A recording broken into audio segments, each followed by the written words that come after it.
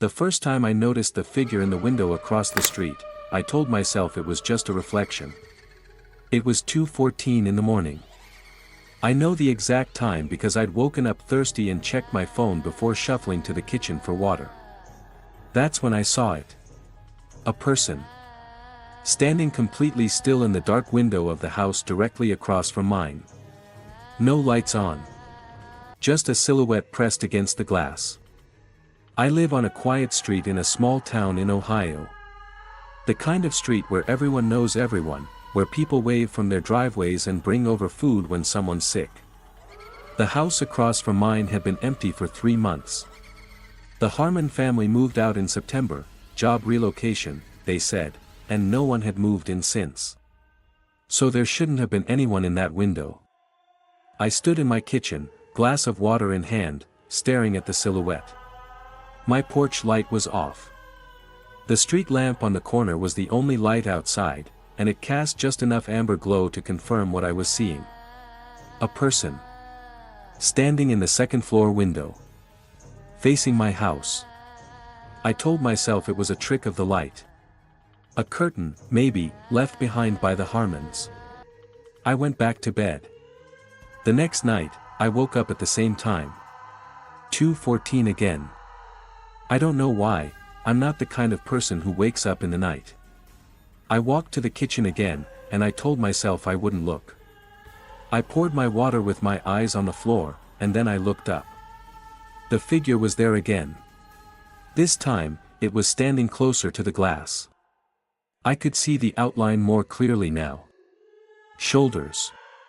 A head. Arms at its sides. It wasn't moving. It was just standing there, looking at my house. Looking at me. My stomach turned cold. I pulled out my phone and took a photo through my kitchen window. The image was dark and grainy, but you could see it, the faint shape in the black rectangle of the window across the street. I called my friend Marcus the next morning. He's a cop, works the night shift in the next town over. I sent him the photo and asked if he thought I should report it. He zoomed in and stared at it for a long time. Then he said, "It's probably just someone who bought the place and hasn't turned the power on yet. Squatter, maybe. I'll drive by tonight." He drove by. He said the house was empty. He walked the perimeter with a flashlight, checked the doors and windows, and found nothing disturbed. He told me I was stressed and probably just seeing things. That Friday, I had 2 friends over for dinner, Carla and her boyfriend, Drew.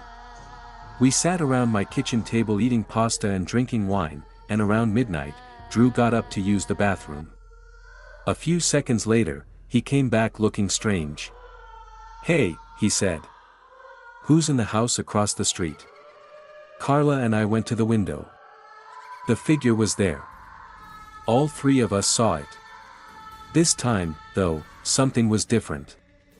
The figure was closer to the glass than before. Close enough that I could see it wasn't wearing a shirt. And its arms weren't at its sides anymore. They were raised. Slowly. Like it was waving at us. Drew called the police.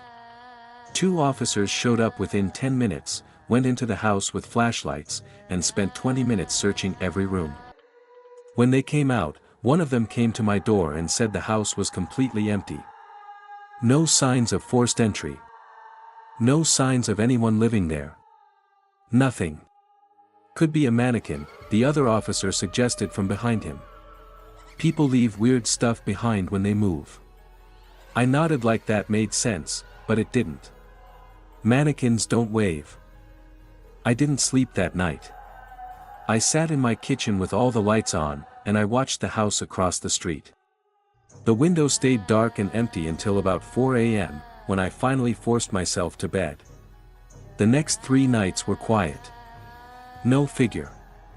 I started to relax. I went about my life, told myself the officers were right, told myself it had been a trick of light and shadow and too much wine. I almost believed it. Then, on Tuesday night, I woke up again at 2:14. I lay in bed this time, refusing to get up. I stared at the ceiling and listened to the silence and told myself to go back to sleep. But something felt wrong. The air in my room felt different. Heavier. Still. I turned my head toward my bedroom window. My bedroom is on the second floor. My window faces the backyard. There was a face in it. Not a silhouette. A face. Pale and close and pressed against the glass from the outside, 2 floors up. The eyes were open and they were looking directly at me. The expression was completely blank, no smile, no anger, nothing. Just flat, empty eyes staring at me in the dark. I screamed.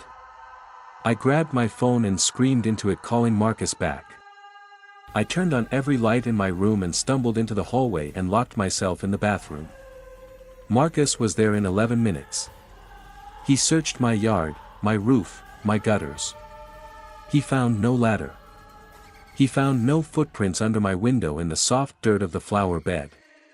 He found nothing.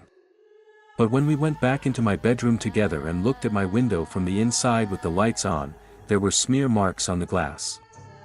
Long, slow smears, like something had pressed its face against the window and dragged it sideways.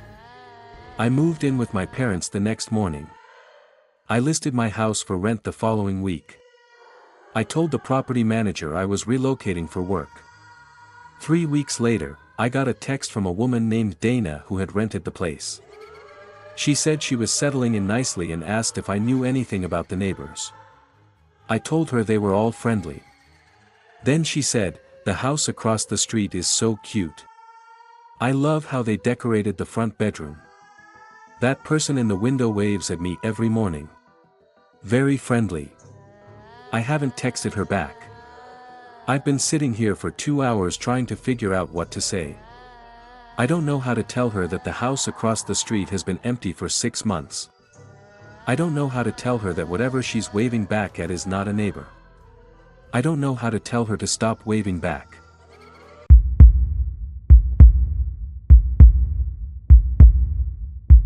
I should have filled up the gas tank before I left the city. That's the thought I kept repeating to myself as my car coughed and sputtered and finally rolled to a stop on a stretch of highway so dark and empty it felt like the end of the world. It was 1:30 in the morning. I was driving home from my sister's place, 6 hours away, and I'd been so focused on beating the rain that I'd skipped the last gas station 40 miles back. Rain. Right. Because it had started coming down about an hour into the drive, heavy, merciless rain that turned the road into a black mirror and reduced my visibility to almost nothing. And now my car was dead on the shoulder of a highway I didn't recognize, in a part of the state I'd never driven through, and my phone had exactly 9% battery. I called roadside assistance first. They said a truck could reach me in 2 to 3 hours. It was 1:30 a.m. I did the math and felt my stomach drop. I called my sister next and told her where I was. She pulled up my location on her phone and said, "There's a town about 2 miles up the road. Little place called Culver. Drive up to the shoulder light and wait." Then my phone went to 4%. I didn't drive anywhere. My car was dead. I sat in the dark with the rain hammering the roof and watched the highway for headlights. For 20 minutes, not a single car passed. Nothing. That stretch of road was completely abandoned at 1:30 on a Tuesday night, and every minute I sat there, the rain got worse. Then I saw the lights. Not headlights, a light. A single light, small and yellow, coming from the trees about 100 yards off the road to my right. The shoulder dropped off into a shallow ditch and then there was a stretch of high grass and then dark woods, and somewhere in those woods, a light was glowing. A house, I thought. Or a cabin. Somewhere I could charge my phone. I sat there debating it for a long time. The rational part of me said stay in the car, wait for the truck, don't go wandering into strange woods in the rain at 1:30 a.m. The other part of me, the part that was cold and scared and had 4% battery, said that light was close. It was maybe a 5-minute walk. I grabbed my jacket and I went. The ditch was slippery and I went down on one knee, soaking my jeans. The high grass was wet and loud against my legs. The woods closed around me quickly, the trees blocking the little remaining ambient light from the highway, and within 30 seconds I was navigating by the glow of my phone screen alone. I watched the yellow light ahead of me and kept walking toward it. I found the structure in about 4 minutes. It wasn't a cabin. It was a small house, old and worn, with a covered porch and a single light on inside, the one visible through a curtain in the front window. There was a truck in the driveway, rusted and old. A wind chime hanging from the porch eave, spinning madly in the rain. I stepped up onto the porch and knocked. The curtain in the window moved. Someone looked out at me. I could see the shape of a face pulling the curtain aside. Then the face disappeared and I heard footsteps approaching the door. Slow, heavy footsteps. The door opened 4 inches, held by a chain. An old man's face peered out at me. He had deep-set eyes and a gray beard, and he looked at me with an expression I couldn't read. Not alarmed. Not welcoming. Just watchful. I explained my situation. Car broken down. Phone dying. Could I come in for a few minutes and charge my phone, call for help? He looked at me for a long time without speaking. Then he said, "You can use the phone on the porch. Cord reaches." And he handed a landline receiver through the gap in the door on a long coiled cord. I thanked him and called my sister. Gave her my rough location. She said she'd tell the roadside people. I handed the phone back through the door and said thank you again. The man hadn't moved. He was still watching me through the gap. "You should get back to your car," he said. I was going to wait out the rain a bit. "You should get back to your car," he said again. Not angry. Just firm. His eyes moved past me to the tree line. "Go now. Don't stop walking. Don't look into the trees." I stood there for a second, unsure if I'd heard him correctly. "Don't look into." "Go," he said. Just that. And he shut the door. I stood on that porch in the rain, my heart suddenly beating very fast. Then I stepped off the porch and I started walking back toward the highway. I kept my eyes forward. I kept my steps even. I told myself I was not going to look at the trees. I made it about halfway back through the woods before I heard it. A sound to my left. A slow, rhythmic sound, like something very heavy shifting its weight from one foot to the other. Like something standing between the trees, moving just barely, just enough to make the underbrush rustle. I didn't look. I kept walking. The sound followed me. Parallel to my path, keeping pace with me through the trees, that slow rhythmic sound, weight shifting, brush moving, tracking me all the way to the edge of the woods. I hit the high grass and walked faster and went down into the ditch and climbed up onto the shoulder of the highway and turned to look. The tree line was dark. Nothing visible. Just trees and rain and dark. The roadside truck arrived 40 minutes later. The driver was chatty and cheerful and I barely heard a word he said.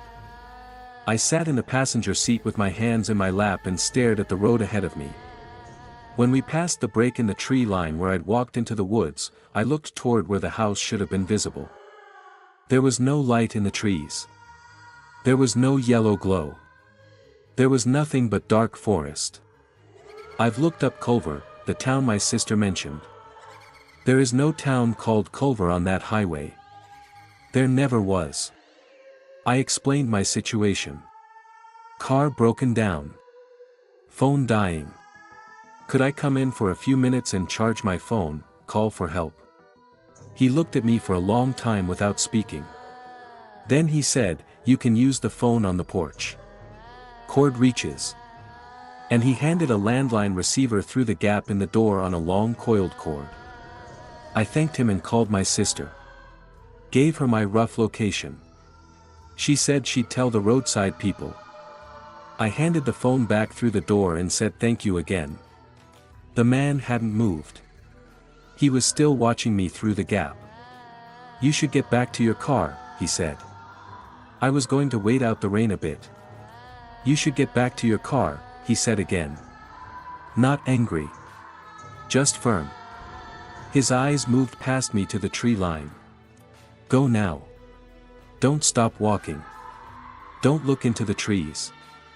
I stood there for a second, unsure if I'd heard him correctly. "Don't look into." "Go," he said. Just that. And he shut the door. I stood on that porch in the rain, my heart suddenly beating very fast. Then I stepped off the porch and I started walking back toward the highway. I kept my eyes forward. I kept my steps even. I told myself I was not going to look at the trees. I made it about halfway back through the woods before I heard it. A sound to my left. A slow, rhythmic sound, like something very heavy shifting its weight from one foot to the other. Like something standing between the trees, moving just barely, just enough to make the underbrush rustle. I didn't look. I kept walking. The sound followed me. Parallel to my path, keeping pace with me through the trees, that slow rhythmic sound, weight shifting, brush moving, tracking me all the way to the edge of the woods. I hit the high grass and walked faster and went down into the ditch and climbed up onto the shoulder of the highway and turned to look. The tree line was dark. Nothing visible. Just trees and rain and dark. The roadside truck arrived 40 minutes later. The driver was chatty and cheerful and I barely heard a word he said. I sat in the passenger seat with my hands in my lap and stared at the road ahead of me. When we passed the break in the tree line where I'd walked into the woods, I looked toward where the house should have been visible. There was no light in the trees. There was no yellow glow. There was nothing but dark forest.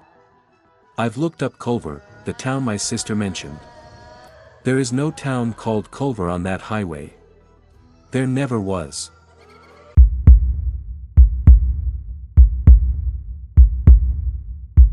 The motel was the only one for 30 miles and I was too tired to drive any further. I'd been on the road for 11 hours.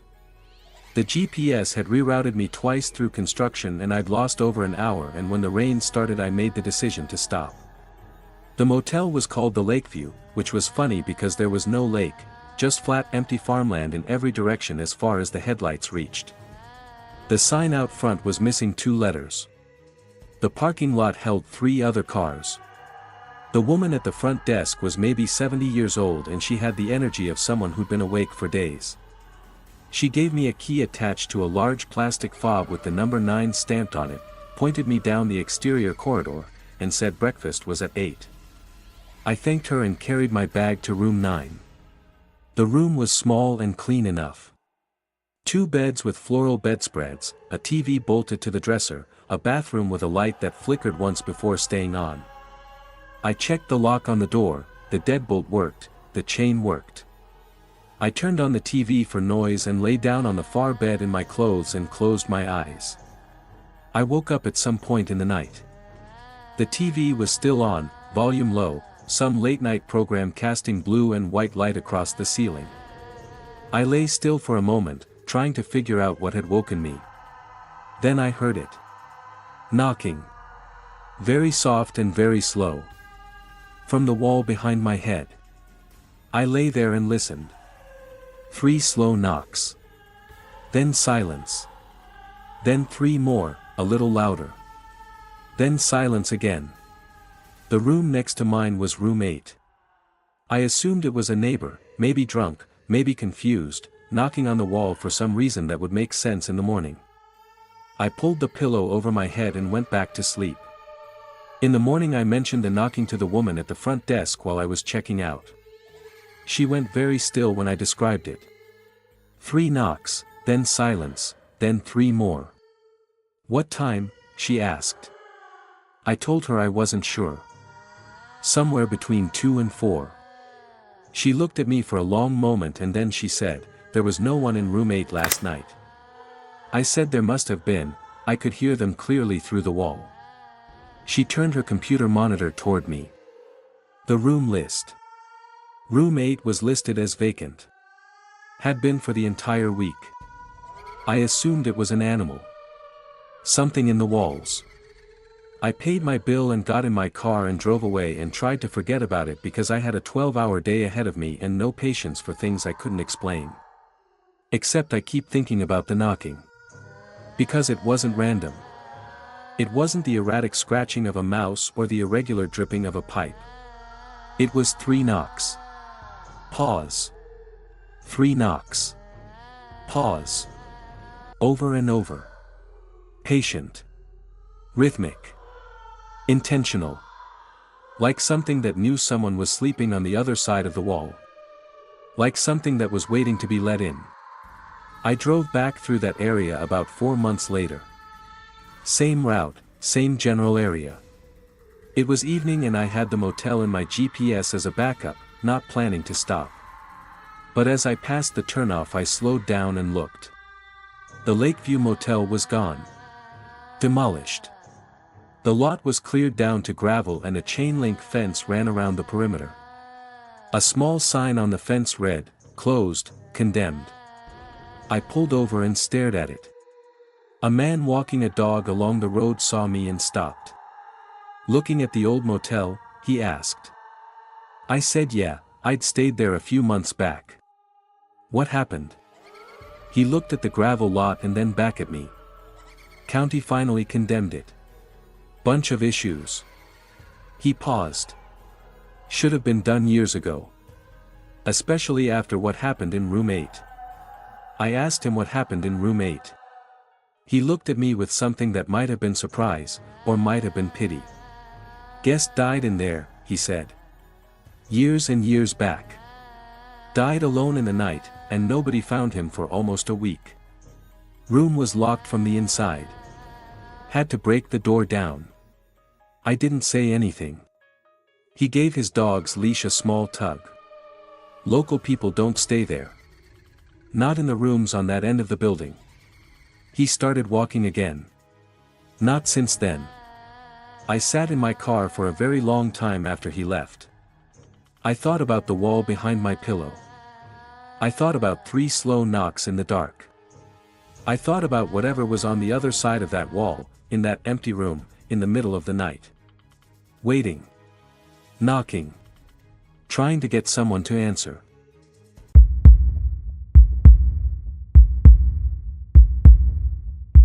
My daughter is 8 years old and she has never lied to me.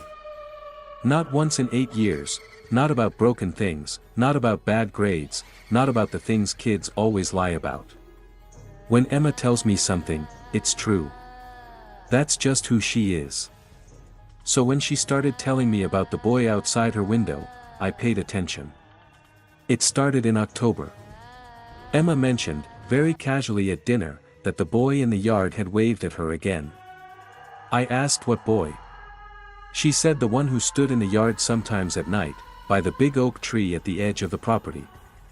She said he had been there a few times and that he always just stood there and watched her window and sometimes he waved. I asked if she'd ever waved back. She thought about it. Then she said no. He makes me feel funny, she said. Like something's wrong. I went out that night with a flashlight and walked the entire perimeter of our backyard. The oak tree at the back corner of the property was old and large, and around its base there was a growth of high weeds we hadn't cut back yet in the fall. I checked around the tree and along the fence and I found nothing unusual. No footprints. No litter. No sign that anyone had been there. I told Emma it was probably a neighbor kid and that if she saw him again she should come get me immediately. 2 weeks went by. Then one night I was downstairs late, working at the kitchen table, when Emma appeared at the top of the stairs in her pajamas. She wasn't crying. She was just standing there looking down at me with that particular calm she has that sometimes unsettles me more than tears would. He's there again, she said. I went upstairs to her room. Her window faces the backyard. She stood beside me and pointed at the oak tree. At first I didn't see anything. The backyard was dark, the tree just a dark mass against the slightly less dark sky. Then I saw the shape. Low to the ground, at the base of the tree. Small. roughly the size and shape of a child, crouched or sitting in the weeds at the tree's roots. I watched it for a full minute. It didn't move. I told Emma to stay in her room. I went downstairs and out the back door and across the yard with my phone's flashlight on. I kept the light aimed at the tree. As I got closer, the shape resolved. It was a pile of debris, leaves, dead weeds, an old black plastic trash bag that had blown against the tree and piled up with leaves until it vaguely, in the dark, from a distance, resembled something crouching. I felt relieved. I went back inside and told Emma it was just trash caught in the weeds. She looked at me with those calm eyes and nodded. But it wasn't trash before, she said. Before it was a boy. I hired a yard crew to clear out the weeds the following week. They cleaned the whole back third of the yard, cut back around the oak tree, cleared everything. Cleaned dirt and cut grass all the way to the fence. Emma told me at dinner 2 nights later that the boy was there again. I went to the window. The yard was completely clear. No weeds. No debris. No shadows. But Emma was standing next to me pointing at the base of the oak tree, describing exactly what she saw, a small figure, crouched in the dirt, watching the house. I saw nothing. She saw something. The same child who had never lied to me in 8 years was standing in her bedroom at 10 o'clock at night, shaking very slightly, pointing at a spot in the yard and seeing something I could not see. We moved Emma into the front bedroom the next day. I repainted it her favorite color and bought her a new bookshelf and told her it was an upgrade. She went along with it, but she asked me, the night we finished setting up her new room, if the boy would find out where her new window was. I said no. I said it was fine. I said nothing was there. She nodded. She looked out her new window at the front yard. Then she said, in a very quiet voice, "He knows we moved me, Dad. He went to the front today. He was standing on the sidewalk this morning when I came downstairs for breakfast. He was looking up at the house." I checked the front door camera footage from that morning. The camera covers the sidewalk and front yard clearly. Clear footage from 7 to 9 a.m., timestamped, sharp. Emma walked past the door camera at 7:44 heading for the kitchen. At the exact same timestamp, the sidewalk in front of our house was completely empty. No child. No figure. Nothing. She saw something on that sidewalk. The camera saw nothing. And every night now, when I check on her before bed, she sleeps facing the wall. Her back to the window. Last week I asked her if she still saw the boy. She was quiet for a long moment. Then she said, "He stopped coming to the windows." I felt relief. Then she turned over and looked at me. "He's inside now," she said. "He sits in the corner of your room while you sleep. I've seen him through the crack in your door. I didn't want to tell you." I lay in the dark that night for 4 hours staring at the corner of my room. I saw nothing. But I felt it. The way the air in the corner of the room felt heavier than the rest. The way the silence there felt different. Full. I still check that corner every night before I turn off the light. I haven't stopped.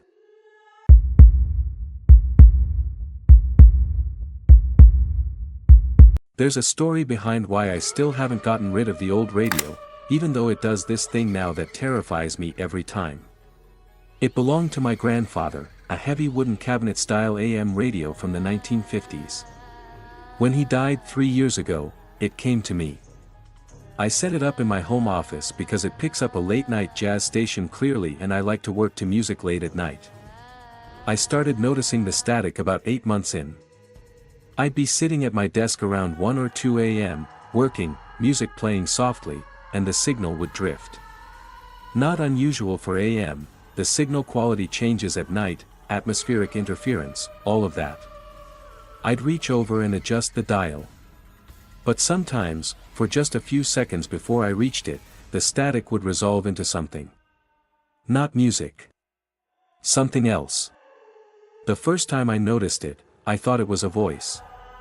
Distant and broken, like someone speaking through a wall, the consonants missing, just vowel sounds rising and falling in the noise. I turned it up and listened, and it dissolved back into static before I could make sense of it. I turned the dial and found the jazz station again and kept working. But it kept happening. Every few nights, same time, same drift. And every time I left it a little longer before adjusting the dial. Started trying to hear what the voice, if it was a voice, was saying. I told my girlfriend about it and she said it was probably just bleed from another broadcast, some distant station. I said probably. One night in November I left a voice recorder running on my desk while I worked. Just set my phone there in the passive recording app and let it run. When the static happened at 1:40 a.m., I let it run for about a minute without touching the dial. The vowel sounds were there again, longer this time, and I thought, I was almost sure, that I could hear a pattern. I listened to the recording the next morning at full volume through headphones. The static was loud and rough. But underneath it, if I listened past the noise, there was something in a rhythm. Long and short sounds. Almost like Morse code. I'm not fluent in Morse, I know SOS and a few letters, but I wrote down the pattern as best I could and then looked it up. It took me a long time to decode it. The signal was broken and the patterns were unclear in spots and I probably got parts of it wrong. But the string of characters I ended up with, as closely as I could transcribe it, translated to, "Are you alone?" I sat with that for a long time. Then I reasoned my way out of it. Confirmation bias. I was hearing what I expected to hear, reading patterns that weren't there, assigning meaning to random noise. I put the recording away and didn't listen to it again. 2 months later, I was working late on a Friday. My girlfriend was staying at her sister's place for the weekend. The house was quiet. Just me and the radio and the low sound of jazz at 2 a.m. The signal drifted. The static came. And this time, before I reached for the dial, I heard it clearly. Not Morse. Not patterns. A voice. Broken and thin and distant, yes, but a human voice. Saying words. I froze with my hand above the dial. The voice spoke through the static for about 4 seconds. Then it cleared back into jazz as if nothing had happened. What I heard, and I have replayed this in my memory so many times that I can't be fully certain I'm remembering it correctly, but this is what I heard, was, "I can see you sitting there." I sat very still for a very long time. The jazz played on. The room was quiet. I told my girlfriend the next day. She listened carefully and then she said we should test it. She proposed we turn the radio off and see if the static happened anyway. We decided I'd leave the radio on the next Friday when she was home, and we'd sit together and wait. 3 Fridays in a row, nothing. The signal drifted a few times but only into empty static. She started to look at me with that patient, worried look that means she thinks I need more sleep. The 4th Friday, she fell asleep on the couch around midnight. I was still at my desk. The clock hit 1:40 a.m. The signal drifted. The static came. I turned the volume up slowly. My girlfriend slept 8 feet behind me. The static rolled and hissed. And then the voice came through again, clearer than it had ever been, so clear I heard every word without any doubt at all. "Don't wake her up." I haven't turned the radio on since. It's still on the shelf in my office. The power cord is unplugged and coiled beside it. I walk past it every day and I don't plug it in, and I don't think too hard about the fact that whatever was on the other end of that signal knew she was there. Knew she was sleeping. Knew I was alone with it. And told me to keep it that way.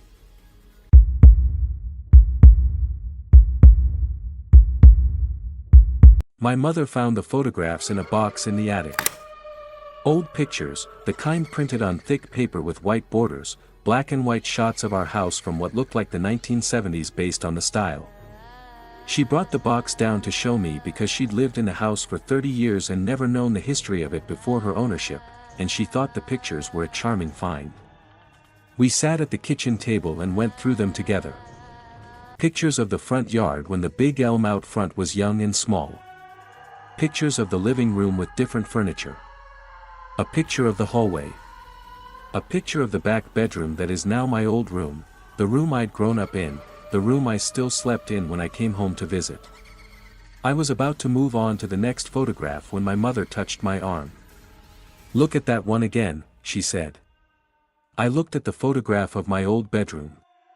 It was taken from the doorway, looking in. The bed was against the wrong wall, the previous owners had arranged it differently than we did. The window was on the right side. The closet door was open. The room was empty and still and faintly unsettling in the way that old photographs of empty rooms always are, like the absence of people is somehow louder than their presence. "What am I looking at?" I said. My mother pointed to the closet. The door was open about 6 inches. And in the gap of darkness behind it, just barely visible, was a face. Not a trick of shadow. A face. Looking out from inside the closet. Clear enough that you could see eyes, a nose, the line of a jaw. Someone standing inside the closet of my childhood bedroom, hiding, looking out through the gap in the door. I felt cold all over. I grew up in that room. I slept in that room from the time I was 6 until I left for college. I knew the closet, it was deep and wide, with a hanging bar and shelves, and I had used it for 18 years. I had been afraid of that closet as a child. I had always been afraid of it. I remembered, sitting at that kitchen table with the photograph in my hand, the specific feeling of lying in bed as a child and watching the closet door and being absolutely convinced that it was opening slowly, inch by inch, in the dark. The feeling so specific and so consistent that my parents had finally put a hook and eye latch on the door so I could latch it from outside before I went to sleep. My mother took the photograph from me. She was quiet for a moment. Then she said, "I've been meaning to clean out that closet. There's still some of your old stuff in there." I went upstairs. The room had been converted to a guest room, but the closet was the same placement, same hinges, same depth. I turned on the light and opened the door all the way and looked inside. At the back of the closet, behind a box of my old textbooks and a broken floor lamp, there was a section of wall that was a different color than the rest. A patch of paint, lighter, like something had been painted over. I moved the boxes and looked at it closely. It was a rectangle, roughly the height and width of a door frame. The edges were slightly raised. I pressed on it and felt nothing. Solid. I went back downstairs and asked my mother if she knew about the patched wall in the closet. She didn't. She called the man who sold her the house, he was still local, she had his number. He didn't answer. She called the County Historical Society. They had no record of structural changes to the house. I drove to the town records office the following morning. The house was built in 1961. Previous owners, one family, the Weldons, who had lived there from 1961 to 1993, and then my mother, who bought it from them. I found the Weldon family's listing and then, in the same file, an incident report from 1978. The details were brief and clinical. A child had gone missing from the house in 1978. Searched for. Never found. Case listed as open. Child's name, Daniel Weldon, age 7. Last seen in the upstairs bedroom. I drove home. I stood in the closet. I pressed on the painted-over rectangle. I pressed harder. Then I picked up a screwdriver from the toolbox and I used the handle to tap along the patch of wall. The sound was hollow. I haven't told my mother. She's 71 and she still sleeps in that house, and I think knowing would destroy her. I've called the county sheriff about the cold case file, but I haven't heard back. I've thought about opening that wall every single day for the past 4 months. And every time I go back to visit my mother, I sleep on the couch downstairs. I tell her my back is better on the firmer cushions. I don't go back into that room. I don't open that closet.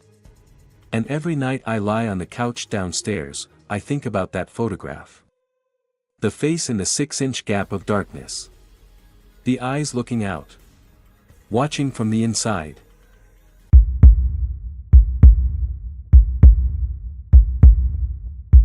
There's a rule in my family that everyone knows. We don't talk about it like a rule, nobody ever sat anyone down and explained it, but all of us know it. You never answer the door after midnight. No matter what. You never answer it. I grew up in rural Louisiana, on a stretch of road lined with Spanish moss and old houses, and the rule was passed down from my grandmother's grandmother, back generations. My grandmother said it plain, if something knocks after midnight, it isn't there for your good. You keep the lights off and you wait and you let it move on. I believed it as a child because children believe what their families tell them. I stopped believing it as a teenager because teenagers stop believing everything. By the time I was in my 20s I'd moved to New Orleans and I thought of the rule as folksy superstition, a product of isolated rural life and too many generations of nervous people telling nervous stories. Then I was 32 and living alone in a house outside of Houma. Small rental, middle of nowhere, closest neighbor a quarter mile. I'd moved out there because rent was cheap and I was writing a book and needed quiet. I had quiet in abundance. It was a Wednesday night in March and the rain was coming down hard, the way it does out there, sheets of it, wind-driven, drumming on the tin roof in a way that makes sleep feel impossible and necessary at the same time. I was up late, working. Almost 1 a.m. 2 knocks at the front door. I looked up from my laptop. Clear knocks. Unmistakable. 2 solid raps on the front door, 10 feet from where I sat. My heart started going. Not the slow creeping unease that comes from vague sounds, but the immediate hard beating of something that feels wrong before you understand why. I sat very still and I thought about my grandmother's rule, which I hadn't thought about in years, and I thought about the fact that it was past midnight and I was alone in a house a quarter mile from anyone and someone was knocking on my door. Silence. Rain. Wind on the roof. I opened my laptop and went to the camera app. I had a doorbell camera, new installation, one of the wireless ones. The feed came up. The porch was visible, lit by the porch light which was still on. And it was empty. No one on the porch. No one on the front steps or the front path. I exhaled.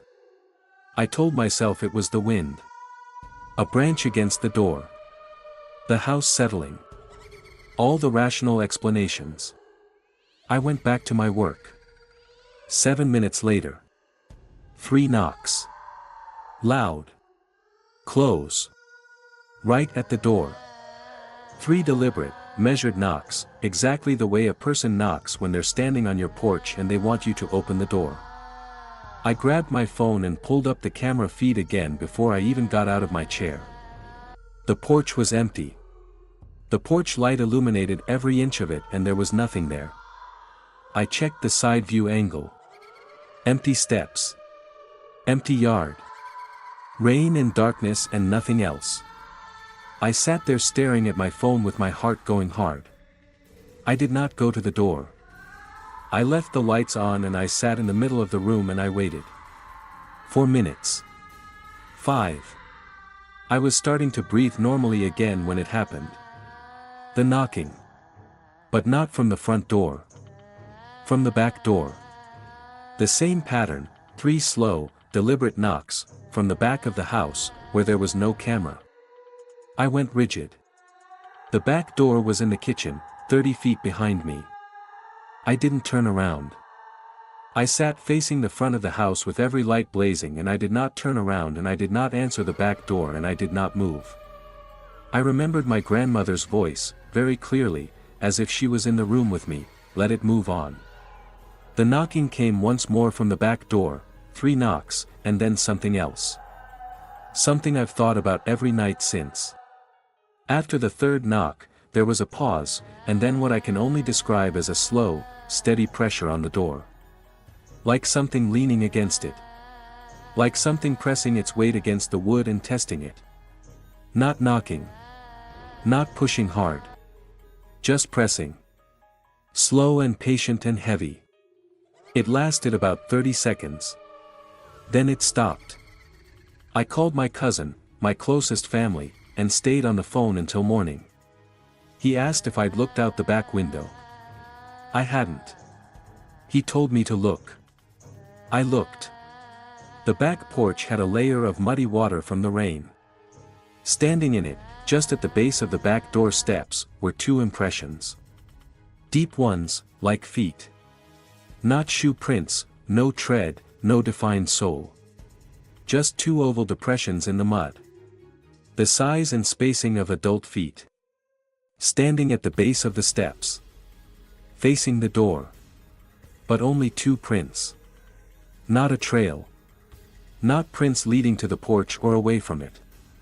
Just two prints, right there. Like whatever made them had been standing in that spot for a very long time. Long enough to press deep into the mud. Long enough that by the time I finally looked, the rain had been filling them in 4 hours.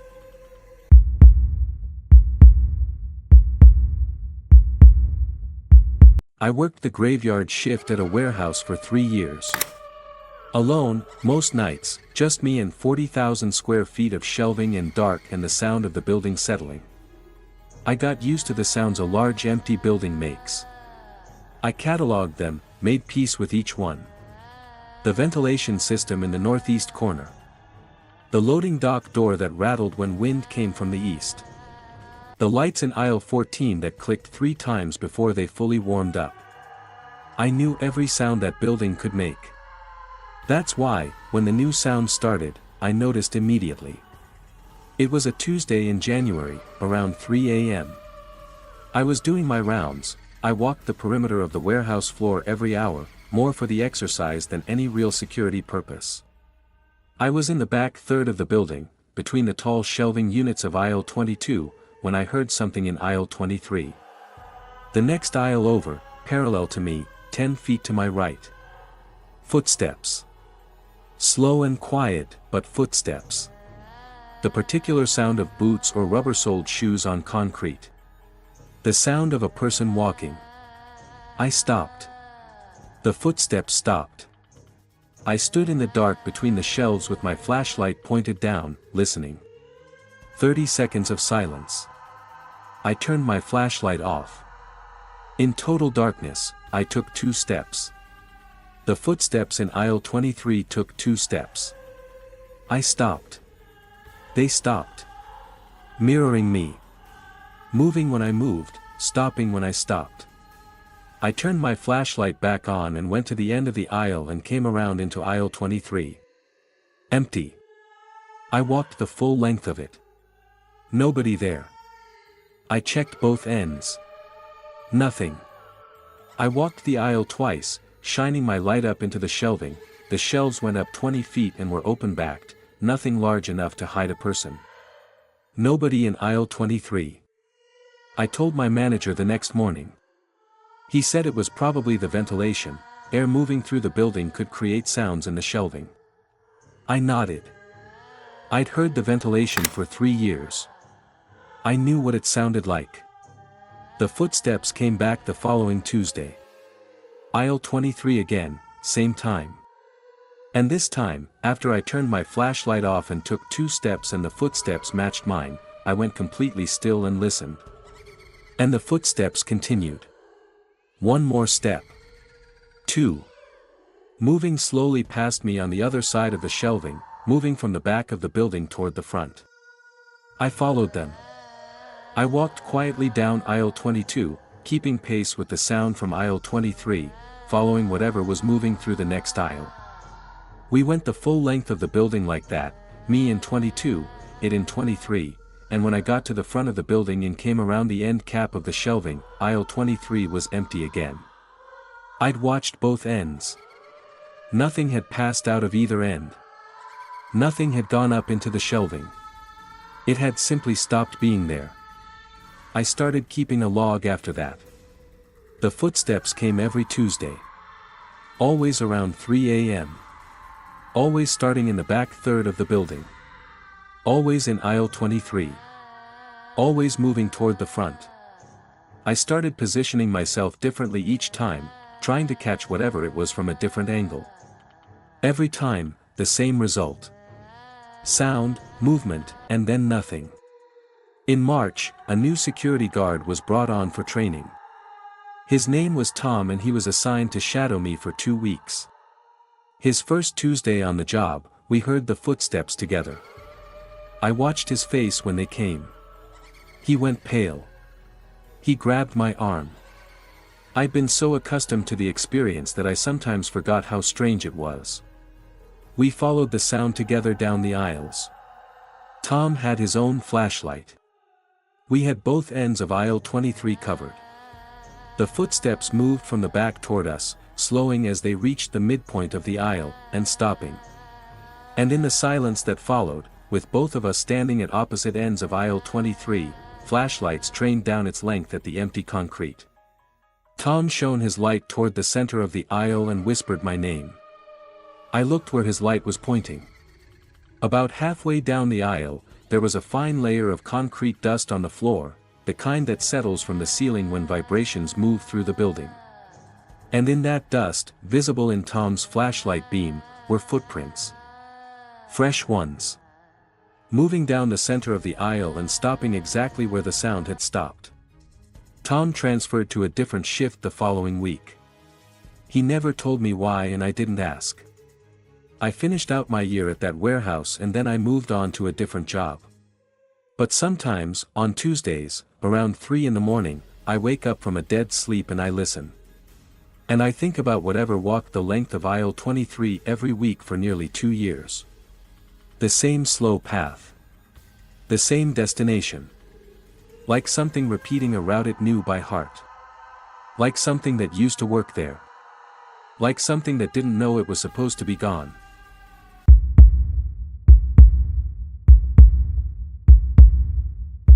My sister called me at 2 a.m. on a Sunday and I knew before I answered that something was wrong. She never calls that late. She's the responsible one, early to bed, early to rise, the kind of person who texts at 9 p.m. and then puts her phone away for the night. When her name lit up my screen at 2 in the morning, I sat up in bed before I answered it. She was in her car. I could tell because of the echo. She was parked outside her apartment building, she said, and she didn't want to go inside. What happened? I asked. She told me she had woken up about an hour earlier. No reason, no sound, no bad dream. Just awake, suddenly, at 1 a.m. in a silent apartment. She'd lain there for a while and then gotten up for water. Her bedroom door opens to a short hallway. At the end of the hallway is the bathroom. The bathroom door was open and the mirror above the sink, a large vanity mirror, was visible from the hallway. She said she saw herself in the mirror when she came out of the bedroom. Her own reflection. Which was normal. Except. She stopped walking and looked at her reflection and her reflection did not stop walking. It kept going, 3 more steps, toward the glass, and then it stopped. And it looked back at her. She said this calmly. She said it the way she says everything, measured, precise. She was not exaggerating. She said she stood in the hallway and her reflection stood in the mirror and they looked at each other. And then the reflection smiled. She said it wasn't her smile. The shape of it was wrong. Too wide. Too still. She turned around and walked out of the apartment without her keys or shoes. She took the elevator down in her socks and she got in her car and she called me. I told her to stay in the car. I told her I was coming. I drove 40 minutes to her apartment and I went inside with her. We went through every room. We opened every closet. We were together in the hallway and we looked at the bathroom mirror together and it reflected us both, perfectly, exactly as it should. Nothing wrong with it. She was visibly shaken, which I had never seen before. My sister does not shake. She sat at her kitchen table and wrapped her hands around a cup of tea and she walked me through it again, detail by detail. I asked if she'd been sleepwalking, if she could have still been dreaming. She said no. She said she had been completely awake. I slept on her couch that night. Before I fell asleep, I lay there thinking about what she had described. The reflection that didn't stop when she did. The wrong smile. And the thing that bothered me most, that I hadn't thought to ask about until that moment. I called to her in the bedroom. "Hey," I said. "How many steps did it take? After you stopped?" There was a pause. "3," she said. It took 3 more steps toward the glass. Why? I thought about mirror physics. When you walk toward a mirror, your reflection walks toward you, same number of steps, same pace. When you stop, it stops. If you're standing still and your reflection takes 3 steps toward you, it means whatever you're seeing is not reflecting your position. It's reflecting something else's. Something else that was 3 steps closer to the glass than my sister was.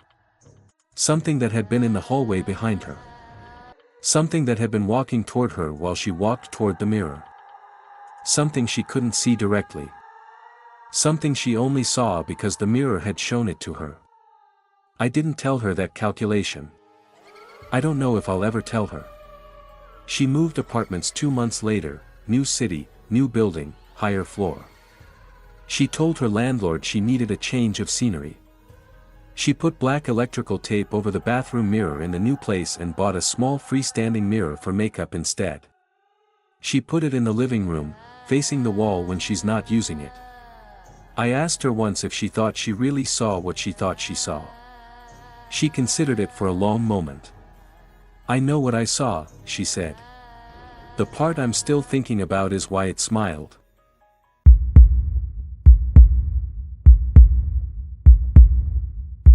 I have been camping my whole life. I started going with my father when I was 5 and I've never stopped. I know the woods the way some people know cities, the sounds, the rhythms, the way darkness works differently between trees than it does in a room. I am not easily frightened outdoors. I want to be clear about that before I tell you what happened in the Cascade foothills 2 summers ago, because I need you to understand that what I experienced was not the fear of an inexperienced person misreading the forest. I'd hiked in about 7 miles on a trail I knew well. Set up camp at a small clearing beside a creek I'd used before. Made a fire, cooked dinner, read for a while, let the fire die down to coals. By 10 p.m. I was in my tent, in my sleeping bag, listening to the creek and the wind. I was asleep within minutes. I woke up at 2 a.m. No reason, no sound, no movement, nothing I could identify. Just awake. I lay in my sleeping bag and I listened. The creek was running. The wind had died. The coals were cold. The forest was completely, perfectly quiet. Too quiet. If you've spent time in the woods at night, you know that true silence is not actually silent.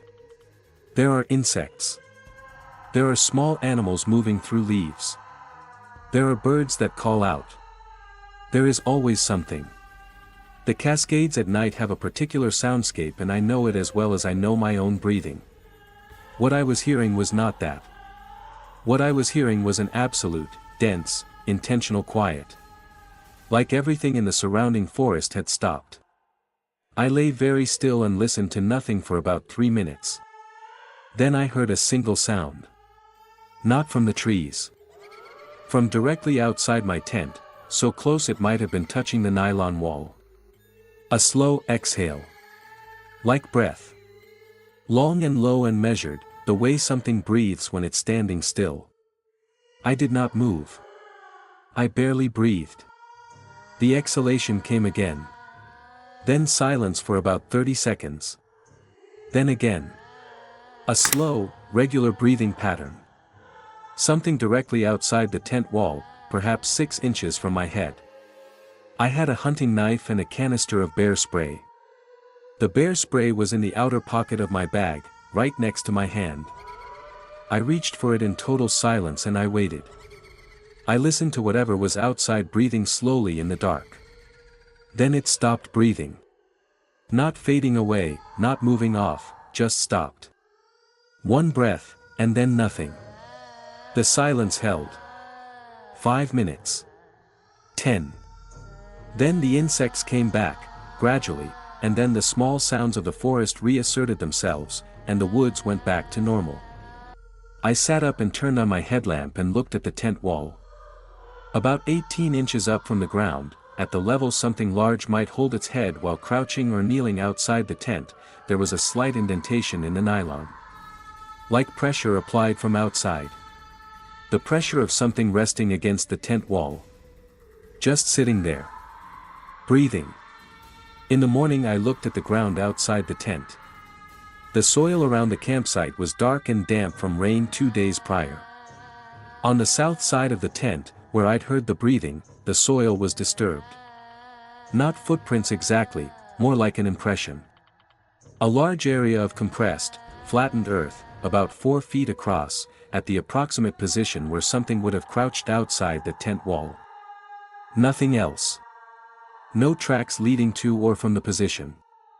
No broken branches. No scat, no fur, no signs of any specific animal. Just that compressed circle of earth, like something had sat in that one spot for a very long time. I broke camp after breakfast and hiked out. I've been back to those mountains twice since, different trails, different areas. I sleep fine in the woods now, same as always. But I don't camp alone anymore. And whatever campsite I set up, wherever I am, I always check the south side of the tent before I get in. Old habit, I tell people. Just something I do.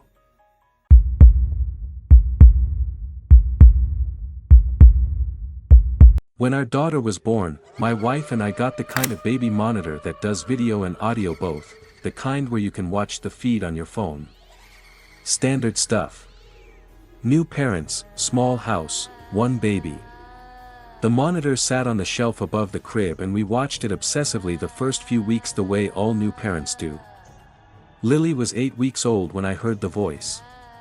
My wife was asleep beside me, exhausted from a long day. I was doing what I always did at 3 a.m., lying awake with the monitor app open on my phone, watching Lily sleep in the green-tinted night vision image. She was on her back, arms up by her head in that helpless newborn pose. Breathing. Peaceful. The audio channel on the monitor picked up everything. I could hear her tiny breathing sounds. I could hear the white noise machine we kept by the crib. I could hear the old house doing its settling sounds. And then I heard, very quietly, a voice say her name. Lily. I sat up in bed. I looked at the video feed. The room was empty. Lily was asleep. Nothing had changed in the image. But I had heard it, clear and close, a low voice saying my daughter's name. I went to her room. I checked every inch of it. I checked the closet and behind the dresser and I checked the monitor unit itself. Nothing. I sat on the floor next to the crib for about 20 minutes watching my daughter sleep. Then I went back to bed. I told my wife in the morning. She was quiet. Then she said, "How did it know her name?" I hadn't thought about it that way. The monitor wasn't connected to anything external, it was a closed-circuit local network, just the unit and our phones. It wasn't a smart device. Nobody had hacked into it. Nobody should have been able to access the audio channel. We hadn't put Lily's name on anything visible from outside. We'd only chosen the name a week before she was born, announced it to family quietly, no social media posts. How did whatever I heard on that monitor know her name? I set up my phone to record the monitor's audio channel overnight. Ran it for 3 nights. On the second night, at 3:24 a.m., the recording picked it up again. I sat at the kitchen table the next morning and listened to it on headphones with the volume up. The voice was low and I couldn't identify it as male or female. It said, "Lily." And then, a few seconds later, "Lily, wake up." On the recording, after the voice said "wake up," there was a sound from the crib. A small, brief sound. A baby sound. Like Lily had stirred. I have not played that recording for my wife. I deleted it. I told her the monitor must have picked up interference from a neighbor's device and that we should switch to a different brand, which we did. The new monitor is a different system, different frequency. We haven't heard any voices on it. Lily is 2 now. She sleeps well and she's healthy and she's learning to talk. Last month, she started doing what toddlers do, pointing at empty rooms and empty corners and talking to the air. Most parents think it's cute. Developmental thing, imagination, whatever. But Lily doesn't babble when she does it. She speaks in a focused, intent way. Like she's actually talking to someone. Last Tuesday night I was passing her room and I heard her through the door, awake in her crib, talking. I pushed the door open and she was standing in her crib holding the rails, facing the corner of the room by the window, saying a single word over and over. A name. A name I didn't recognize. Not a word I'd ever taught her. Just a name. 6 letters. Said patiently, like a greeting. Like she was addressing someone she knew. I picked her up and held her and didn't look at the corner. I held her until she stopped saying it. Until the room felt normal again. She hasn't said it since. But I lie awake at night and I think about the voice on the first monitor, the one that knew her name before anyone should have. The one that told her to wake up. I think about what she might have seen in that crib at 3:24 a.m. What she's been seeing in that corner ever since. What she's been greeting by name, patiently, like an old friend.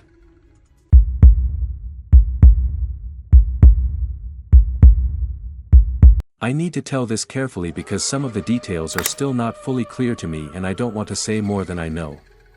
But here is what I know. My aunt's house has a guest room at the end of the upstairs hallway. It was always the guest room, she never used it as anything else. I stayed in it every summer as a kid when my parents would drop me off for 2 weeks while they took a trip. I stayed in it as an adult for holidays. I knew that room well. I was comfortable in it. 3 years ago, I stayed there for a week over Thanksgiving.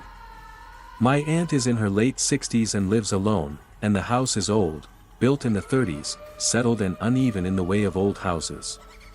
I arrived Wednesday evening and had dinner with her and went up to the guest room around 10 p.m. with a book. I fell asleep reading and woke up at some point in the night, dark and disoriented. The lamp on the nightstand was still on and the book was on the floor. I reached for it and looked at my phone. 2:51 a.m. The room felt wrong. I don't have a better word for it than that. The air felt thick and still, and the quality of silence in the room was heavy, the same unnatural quiet I mentioned with the camping story, but inside, with the ceiling pressing down and the walls close. I sat up in bed and looked around the room. Everything was in its place. Dresser, wardrobe, chair in the corner, door closed, curtains drawn. Everything exactly as I'd left it. I lay back down and reached for the lamp and stopped. The chair in the corner. There was something on it. The chair was a high-backed wooden chair, the decorative kind that's in guest rooms everywhere, the kind nobody actually sits in. I had put my bag on the floor beside it when I arrived. The chair itself had been empty when I went to sleep. There was something on the seat of the chair now. Something small and dark, resting on the cushion. I stared at it for a few seconds, trying to identify it in the dim light, and then I got up and walked over. It was a clump of dark hair. A rough bundle of it, sitting neatly in the center of the chair's cushion. Long hair, darker than mine, darker than my aunt's gray. Placed there deliberately, in the center of the seat. I stood in the room at 2:51 a.m. looking at a pile of dark hair on the chair and I felt something I can't fully describe, not panic, not terror, something more pervasive. A feeling of wrongness so complete that my body wanted to leave the house before my mind had finished processing the reason. I went downstairs and sat at the kitchen table with the lights on until morning. My aunt came down at 7 and found me there. I told her what had happened. I described the hair. She listened to me and then she went upstairs alone and came down a few minutes later. "It's gone," she said. I asked what she meant. She said the chair was empty and there was no hair on it. I went up and looked. She was right. I told myself I'd been dreaming. Sleepwalking, maybe. I told myself I hadn't fully woken up, that I'd had a hypnagogic hallucination, the kind you get in a half-second between sleep and waking. I have talked myself into that explanation at least 100 times. But I was not asleep when I stood in front of that chair and looked at the hair on the cushion. I was awake. I remember the feeling of the floorboards under my bare feet. I remember the smell of the room, old wood, and the particular dusty smell of that house. I was awake. My aunt still lives in that house. She uses the guest room herself now, converted it to her bedroom 2 years ago when her arthritis made the stairs painful.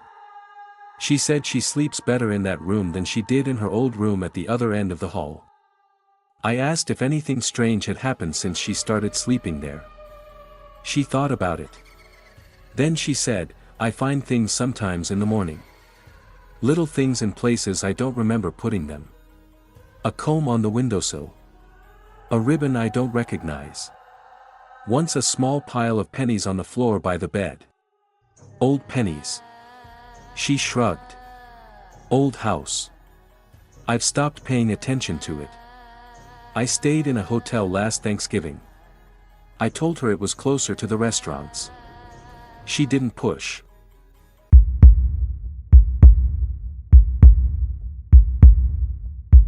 My friend Joel went for a walk one night and came back different. I've known Joel for 15 years. We met in college and we're the kind of friends who talk every week, who know each other's patterns and moods the way you only know someone after a decade and a half.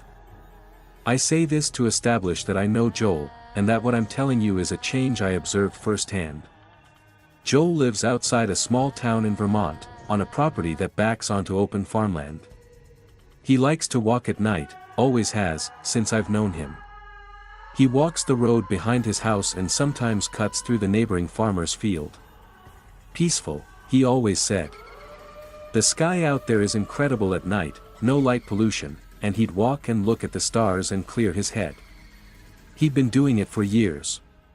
In April, about 14 months ago, he went for one of these walks around midnight.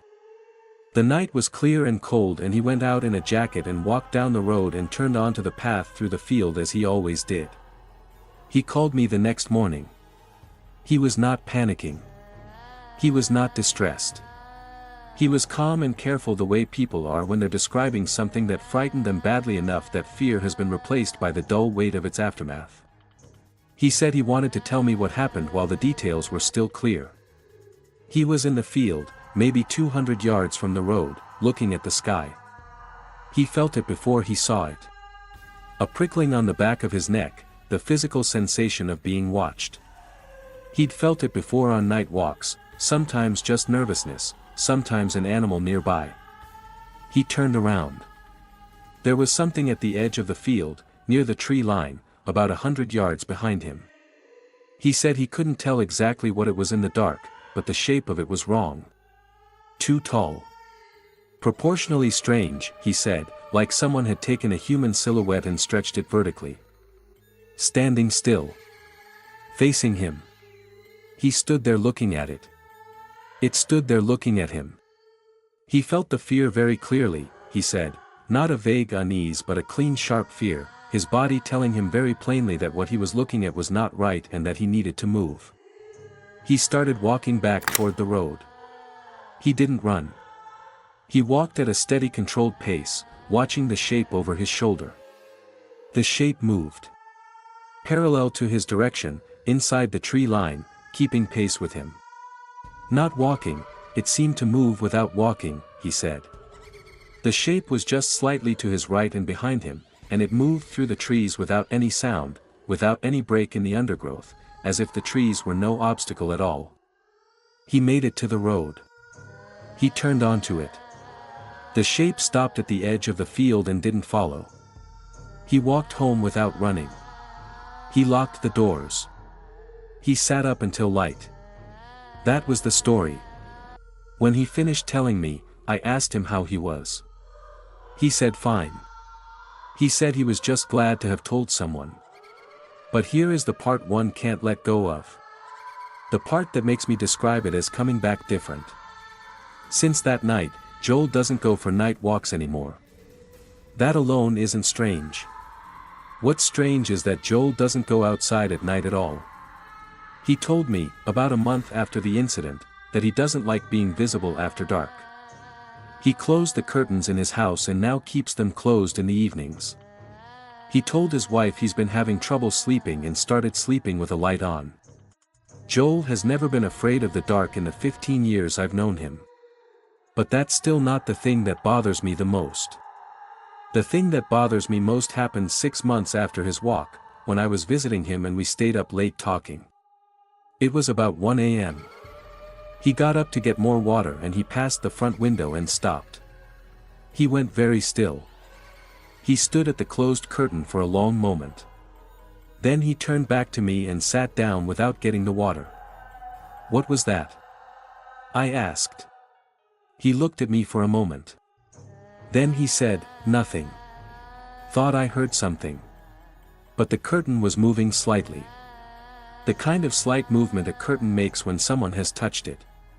When someone has moved it aside to look out. I asked him later. I asked directly, "Did you look out the window just now?" He said yes. I asked what he saw. He was quiet for a long time. Then he said, very quietly, "It found out where I live." He moved his family to a different town 6 weeks later.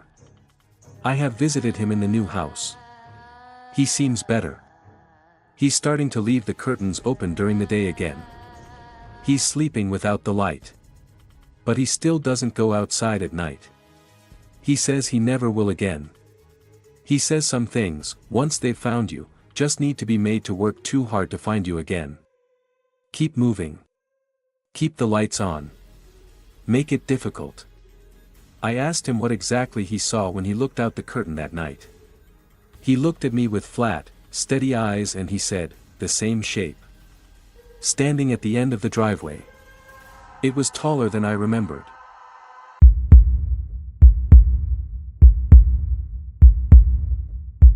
The house my wife and I bought has a basement. That shouldn't be a remarkable thing to say. Lots of houses have basements. This one is a standard unfinished basement, concrete floor, utility shelving, the furnace and water heater, one small window near the ceiling on the east wall. Nothing unusual about the layout. I started noticing the cold spot 3 months after we moved in. It was winter, so initial cold spots weren't particularly alarming, old house, old foundation, cold air finding gaps. But this one was specific. Standing at the base of the basement stairs, facing the back wall, there was a roughly 4-foot column of air that was noticeably colder than the surrounding basement. Not a draft. The air was still. Just cold. I mentioned it to the home inspector when he came to look at an unrelated issue, and he walked through the basement and stood in the spot and shrugged. "Not coming from the foundation on this side," he said. "Weird." And he moved on. I put a digital thermometer in the spot. The temperature difference was consistently 8 to 12 degrees colder than the rest of the basement, regardless of what the furnace was doing. No explanation. I called an HVAC person. He found nothing mechanically wrong. I told my wife. She came down and stood in a cold spot and said, "Yeah, that's strange," and went back upstairs. My wife is practical and she doesn't lose sleep over things she can't control. I started going down to the basement less. Not actively avoiding it. Just finding reasons to stay upstairs. Ordering things online instead of checking if we had them stored downstairs. Letting laundry pile up longer than usual. I didn't admit to myself for a long time that I was avoiding the cold spot. That every time I walked past the base of the stairs and felt the cold hit my face, something in me wanted to go back up. In February, I was in the basement moving boxes around. It was a Sunday afternoon, broad daylight, my wife in the kitchen upstairs. I was moving boxes away from the back wall and I knocked a plastic storage tub off a shelf. The lid came off and the contents scattered across the concrete floor. I crouched down to pick things up. The back corner of the basement is dark, the overhead light is in the center of the ceiling and doesn't reach all the way, and I was crouched near the floor in that dim corner picking up pieces of an old board game when I heard a sound from the cold spot behind me. A sound like breath, but slower. Like something taking a very long, very deep inhale. The kind of inhale that takes 5 or 6 seconds. I froze. The sound stopped. I was aware of the cold at my back, much more intensely than usual. The cold was wrong, not the cold of low temperature, but the cold of absence. Like being in a space where something had removed all warmth. I stood up slowly and turned around. The cold spot was between me and the stairs. I would have to walk through it to get to the stairs. I stood in the corner for a moment looking at the empty space at the base of the stairs, the space that was colder than it should be, and I felt with absolute clarity that I was not alone in the basement. I walked through the cold spot to the stairs as quickly as I could. As I passed through it, the cold hit me so intensely that my eyes watered. And for the half second I was in the center of it, I felt something I have not been able to adequately describe to anyone I've told about it. The sensation of being looked at from very close. Not behind me, from beside me. From a distance of about 6 inches. The sensation of a presence right there beside me as I walked through that column of cold air. I made it upstairs and shut the basement door. I sat at the kitchen table for 20 minutes. My wife asked what was wrong and I said I'd given myself a headache moving boxes. We are currently saving up to finish the basement. The plan is to insulate, drywall, put down flooring, turn it into a second living space. The contractor who came out last month pointed at the back corner of the basement and said it would need some prep work before we could start, old staining on the concrete in that corner that would need to be sealed and treated. I asked him what had caused the staining. He crouched down and looked at it carefully. He ran his finger along the edge of it. The stain on the concrete was dark and irregular, about 4 feet in diameter, roughly centered in the cold spot. Old, he said. Real old. Before your time, before the last owners. He stood up and dusted his hands. Could be a lot of things. Old paint. Old spill. He paused. We'll take care of it. I nodded. I looked at the stain on the concrete floor of my basement. 4 feet across. Centered in the cold spot. Old and dark and soaked deep into the concrete. I don't go into the basement at night anymore. I haven't for 6 months. The washer and dryer are down there and it's genuinely inconvenient and my wife thinks I'm being ridiculous. She's probably right. But I remember the sound of that inhale. I remember the cold pressing in from 6 inches away. I remember what it felt like to walk through that spot and feel something watching me from directly beside me, something I couldn't see, something that stayed when I left, something that has been standing in that column of cold air for a very long time. Something that was there long before we moved in. Something that, I think, will be there long after we move out.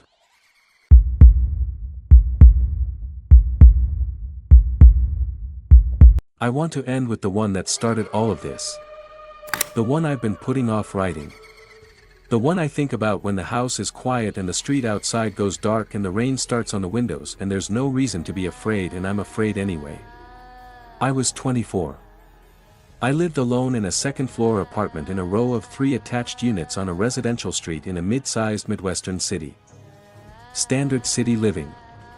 Neighbors on both sides, houses across the street, the occasional late-night car, the ordinary sounds of a neighborhood at night.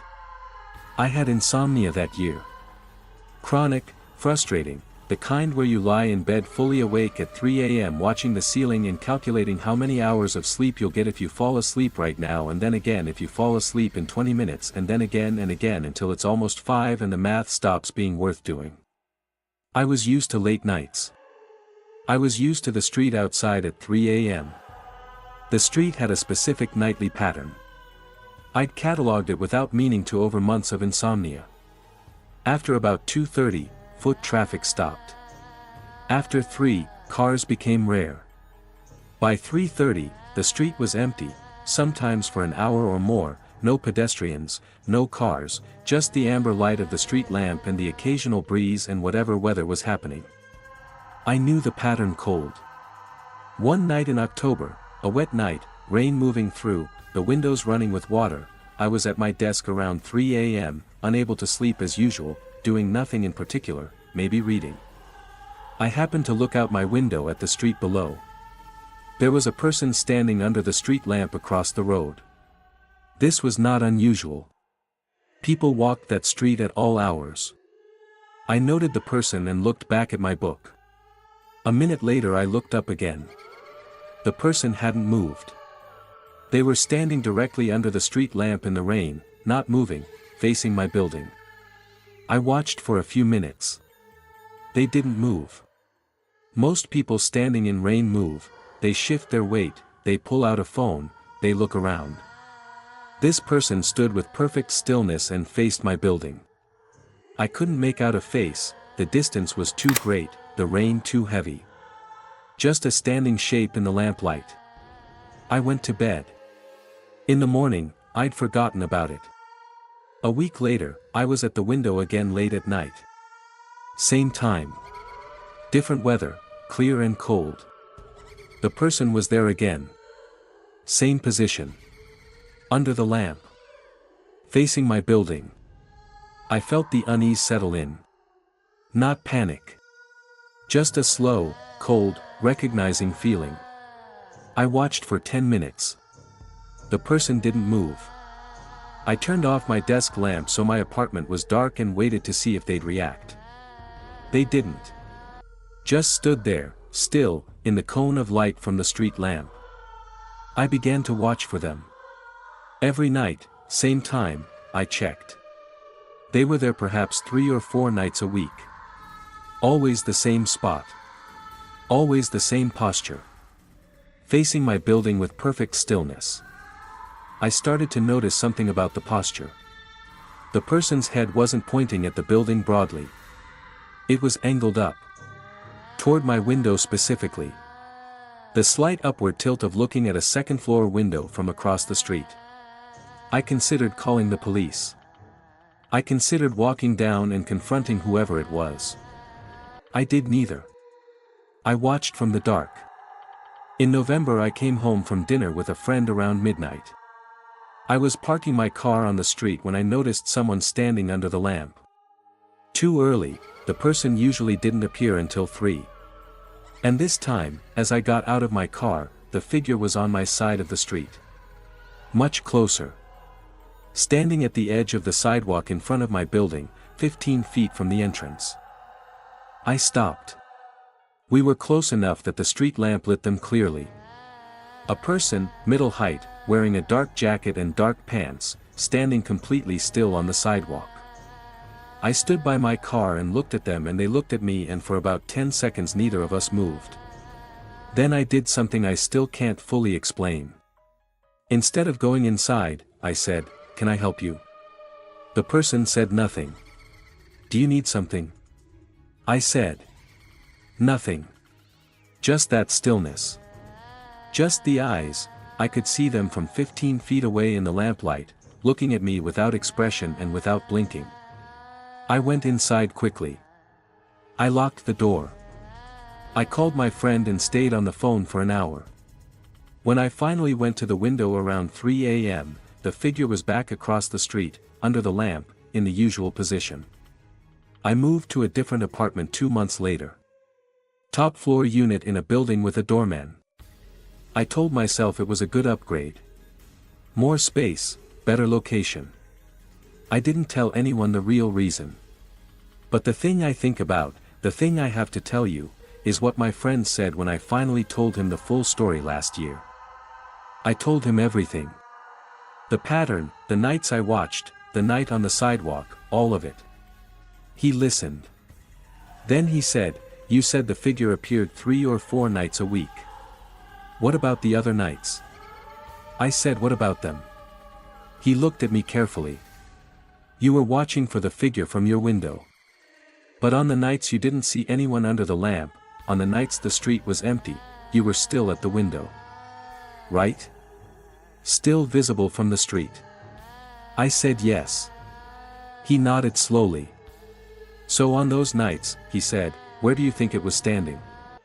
I have no answer for that. I've never had one.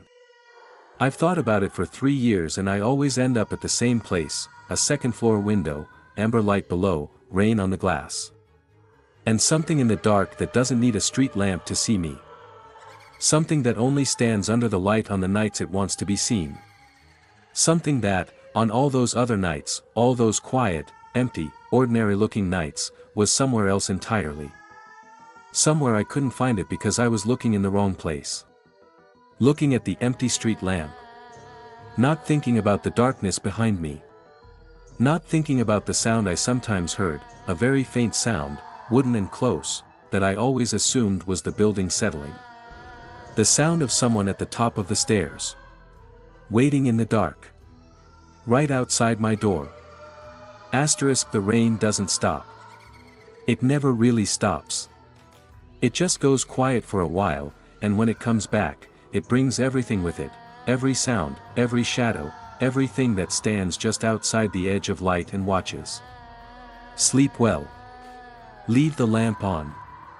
And if something knocks tonight, after midnight, let it move on,